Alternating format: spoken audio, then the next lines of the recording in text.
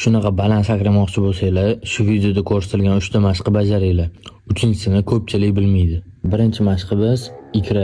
Har bir oyog'iga 35 tadan 3 ta podxoddan bajaramiz. Ikkinchi mashqimiz oyoqni son qismiga. Bu mashqni 20 tadan 3 ta podxod ishlaymiz.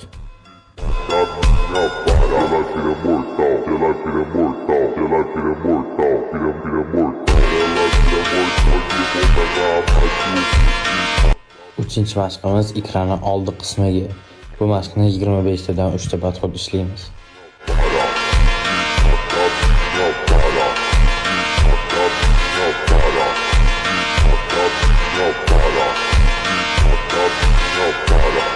Video manfaatli bo'lgan bo'lsa, like bilan podpiska esingizdan chiqmasin.